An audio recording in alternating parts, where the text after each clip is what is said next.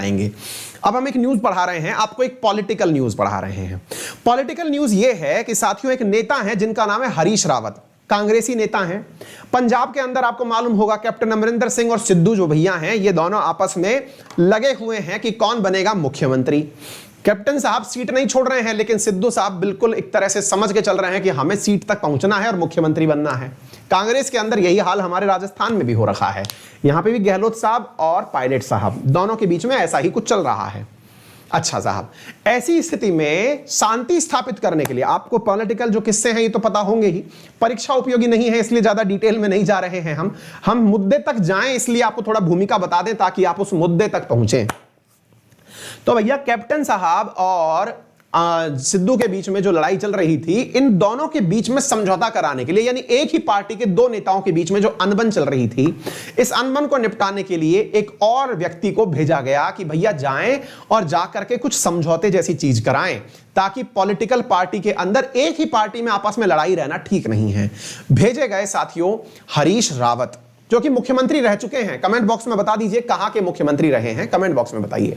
साथियों हरीश रावत पंजाब पहुंचते हैं।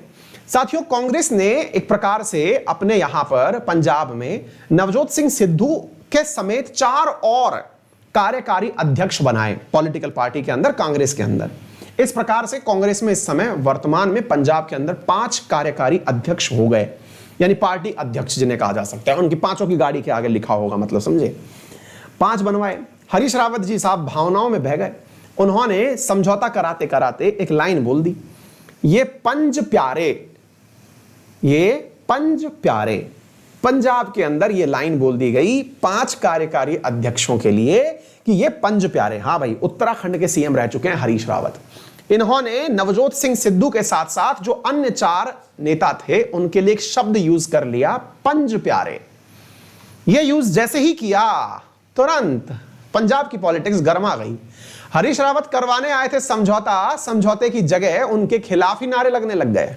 नारे इतने लगे कि पंजाब के अंदर सिख समुदाय के प्रदर्शनों के चलते हुए हरीश रावत जी, जो कि कांग्रेस के अंदर आए थे, कांग्रेसी ही नेता थे, उन्होंने समझौते के अंदर जो शब्द यूज किया पंज प्यारे, इस शब्द के ऊपर इतना बवाल हो गया कि इन्हें माफी मांगनी पड़ी। माफी के नाम पर इन्होंने यह कहा है कि ये एक दिन किसी गुरुद्वारे में जाकर समय निकालकर वहां अपने पाप गलत जो शब्द यूज किए हैं इनका प्रायश्चित करेंगे, और प्रायश्चित के नाम पर वहां जाके गुरुद्वारे में सेवा करेंगे।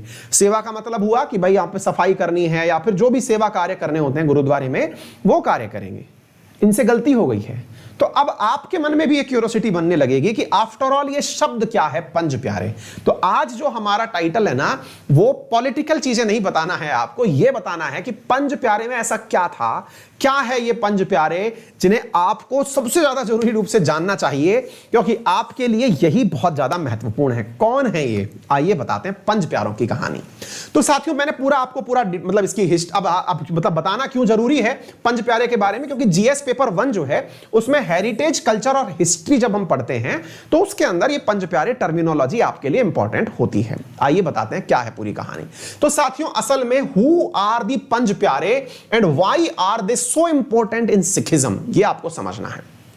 साथियों असल में हुआ क्या था, वंस अपॉन ए टाइम जब भारत के अंदर औरंगजेब के द्वारा प्रताड़नाएं फैलाई जा रही थी। औरंगजेब जब भारत में था मुगल शासक, तो यहां पर अन्य धर्मों को वो पूरी तरह से दबाने का प्रयास कर रहा था। अन्य धर्मों को दबाने के प्रयास से मतलब है कि कोई और रिलीजन, मतलब आफ्टर कोई और रिलीजन, इस्लाम के अलावा और रिलीजन ग्रो नहीं कर सकता। और इस काम को करने के लिए उसने लोगों का जबरन धर्म परिवर्तन करवाना, इसके अलावा मंदिरों का या फिर कोई और जो पूजा स्थल हैं उनके अंदर परिवर्तन करवाना, उनका परिवर्तन किसी अपने धार्मिक स्थल में करवा देना, धार्मिक स्थलों को तोड़ देना, यानी एक प्रकार से अन्य धर्मों के खात्मे के लिए औरंगजेब ने तगड़े प्रयास किए थे। इन तगड़े प्रयासों में गुरु गोविंद सिंह जी के जो पिता हैं उनका नाम था तेज बहादुर जी, वो इन्हीं प्रयासों में मतलब धर्म की रक्षा के दौरान अपने प्राण त्याग दिए। तेज बहादुर जी जो हैं वो औरंगजेब के साथ में युद्ध करते हुए या फिर ये समझिए कि प्रताड़नाओं से पीड़ित होकर के उन्होंने प्राण त्याग दिए।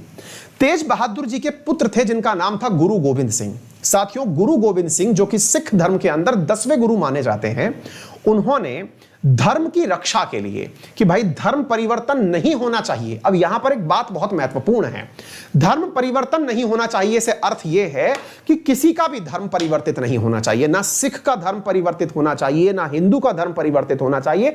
जो जिस धर्म को मानता है उसे जबरन नहीं बदला जाना चाहिए। इसकी रक्षार्थ इन्होंने खालसा पंथ की स्थापना की। खालसा पंथ क्या था, आज आप इसको पंज प्यारे के नाम से समझ पाएंगे। कहते हैं कि औरंगजेब की प्रताड़नाओं को देखते हुए एक बार गुरु गोविंद सिंह ने 3 मार्च 1699 में, अब इस तारीख को याद रखिएगा, बहुत ज्यादा महत्वपूर्ण है और इसमें कोई त्रुटि ना हो जाए, इसलिए मैं आपके सामने ये सारी बातें लिखित में लेके आया हूं, जरा ध्यान से सुनिएगा। बात है 3 मार्च 1699 की। एक जगह है जिसका नाम है आनंदपुर साहिब। आनंदपुर साहिब के अंदर साथियों एक सभा बुलाई गई। किसके द्वारा? गुरु गोविंद सिंह जी के द्वारा एक सभा बुलाई गई। औरंगजेब की प्रताड़नाओं से पीड़ित होते हुए लोगों को देख करके औरंगजेब के खिलाफ एक प्रकार की यह सभा थी कि भाई कैसे उसे रोका जाए, क्योंकि वो इस्लाम के प्रसार में अन्य धर्मों के अंदर बहुत ज्यादा ज्यादतियां कर रहा है। इसके लिए गुरु गोविंद सिंह ने लोगों का आह्वान किया और कहा कि अगर आप चाहते हैं अपने धर्म की हिफाजत करना तो आइए हम एक प्रण लेते हैं कि हम अपने, जब तक संभव है, अपने धर्म की रक्षा के लिए हमें प्राण भी देने पड़े तो देंगे। ठीक है, लोगों ने कहा कि हां भैया, जैसे होता है ना कि नेताजी आप संघर्ष करो, हम आपके साथ हैं। गुरु गोविंद सिंह जी के सामने जितने भी उनके समर्थक थे उन्होंने कहा कि ठीक है, हम आपके साथ हैं, आप करिए। ऐसी स्थिति में गुरु गोविंद सिंह जी ने कहा ऐसे नहीं होगा भाई, इस काम को करने के लिए पहले बलिदान मांगा जाएगा, यानी कि ये बलिदान मांगता है तब, और इसके लिए मुझे एक देवी का यज्ञ करना होगा। देवी के यज्ञ का, अब ये देखिए कही हुई कहानियां हैं, इन कहानियों में क्या सच्चाइयां हैं, क्या वो हैं, हम जितनी भी चीजें लेकर के आते हैं आपके सामने ये सब पत्र पत्रिकाओं से निकाल करके लाते हैं। अब इसमें जो भी आप तथ्यात्मक चीजें ऐड करना चाहें वो कमेंट बॉक्स में ऐड कर दीजिएगा। सुनिएगा, तो हुआ ये कि बोले मैं एक देवी का यज्ञ करना चाहता हूं और देवी के यज्ञ के दौरान एक बलि की आवश्यकता होगी। बलि का मतलब यह हुआ कि किसी आदमी को अपने प्राण त्याग के देने होंगे, सिर कटाना होगा। तो साहब गुरु गोविंद सिंह जी ने यह कहा कि देवी के यज्ञ में बलिदान की आवश्यकता होगी। वहां बैठी हुई जो हजारों की संख्या में भीड़ थी उसमें से गुरु गोविंद सिंह जी ने कहा कि जो भी व्यक्ति अपने द्वारा बलि देने को तैयार हो जाए, अपना सर आगे कर दे, खड़ा हो जाए और सामने आ जाए। साथियों पूरी सभा के अंदर एकदम सन्नाटा छा गया। जब पूरी सभा के अंदर अपना सन्नाटा छा गया, गुरु गोविंद सिंह जी के द्वारा 3 बार लोगों से कहा गया कि जो भी देवी के यज्ञ के अंदर अपनी बलि देना चाहता है वो अपना सर आगे कर दे, मैं उसका सर जो है वो इस यज्ञ में समर्पित करना चाहता हूं। तो ऐसा कहने पर 3 बार के आह्वान पर भी कोई बाहर नहीं आया। तब एक लाहौर का निवासी था जिसका नाम था भाई दयाराम खत्री। साथियों ये भाई दयाराम खत्री वहां पर उठे और जाकर के गुरुजी के सामने शीश नवाकर खड़े हो गए कि गुरुजी मैं तैयार हूं, मुझे ले चलिए। गुरु गोविंद सिंह जी ने उन्हें लिया और लेकर के साथियों वो उन्हें तंबू में लेकर, टेंट में लेकर चले गए। जब टेंट में लेकर चले गए तो टेंट में से जब बाहर निकले गुरु गोविंद सिंह जी, तो वो अपने हाथ में एक खून से रंगी हुई तलवार लेके बाहर निकले, यानी तलवार के ऊपर खून लगा हुआ था, और वो वापस बाहर आ गए। उन्होंने कहा एक बलि और लगेगी, एक बलि और लगेगी, कोई और व्यक्ति बाहर आए, क्योंकि एक से देवी खुश नहीं हो रही है। लोगों को अब यह कंफर्म हो चुका था कि बलि दी जा रही है, यह कोई मजाक नहीं चल रहा है। इस बीच में साथियों फिर यहां से भीड़ में से एक 33 वर्षीय निवासी दिल्ली के रहने वाले थे जिनका नाम था धर्म सिंह जाट। साथियों धर्म सिंह जाट नामक व्यक्ति आगे उठे और उन्होंने अपना सर आगे झुका दिया कि गुरुजी मेरा सर देवी को चढ़ाइए, मैं चलने को तैयार हूं। गुरुजी उन्हें भी लेकर के टेंट में चले गए। इस बार टेंट में से गुरुजी जब निकले तो तलवार से और ज्यादा खून टपक रहा था, और वो फिर बाहर आकर के बोले कि भैया और बलि चढ़ेगी, क्योंकि अभी 2 से भी काम नहीं चल रहा है।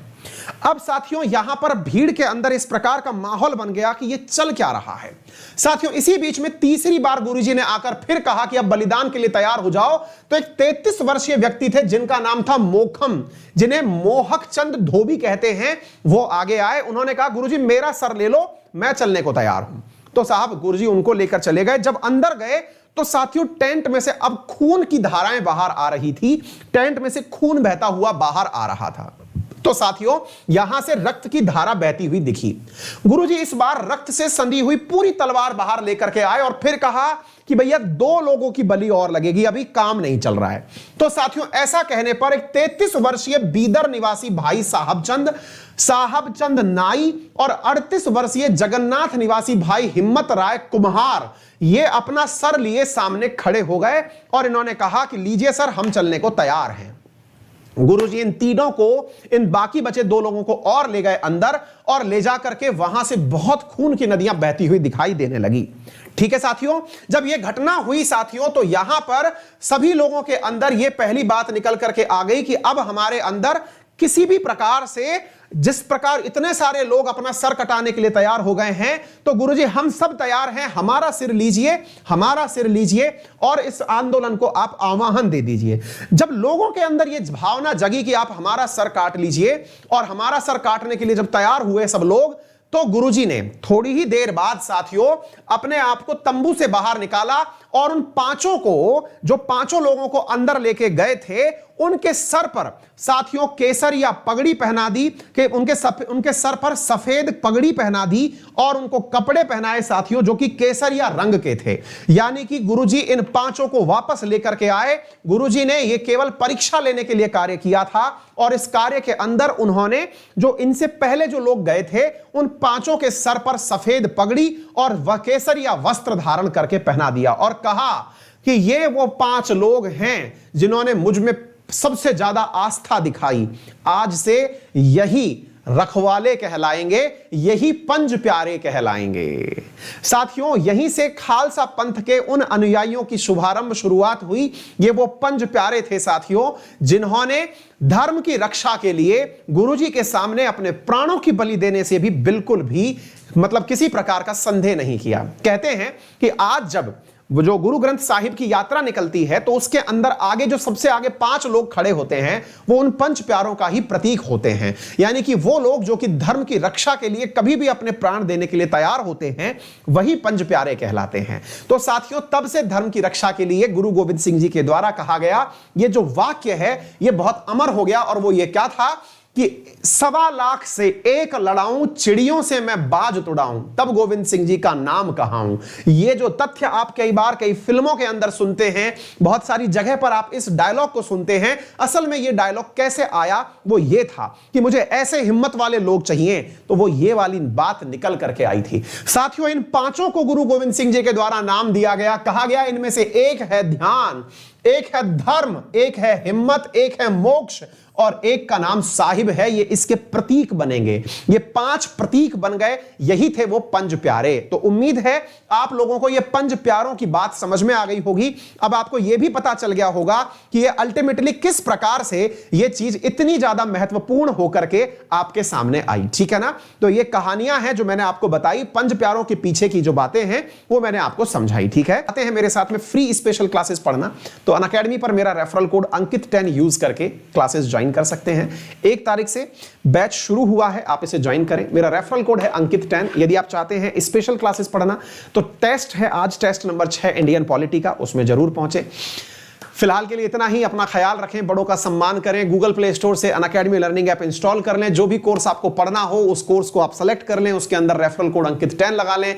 10 लगा करके अपना 10% डिस्काउंट प्राप्त कर लें। फिलहाल के लिए इतना। अपना ख्याल रखें, बड़ों का सम्मान करें, छोटों को प्यार दें, अपना व्यक्तित्व इस प्रकार से विकसित करें कि महिलाएं आपके साथ सुरक्षित महसूस करें। Thank you so much.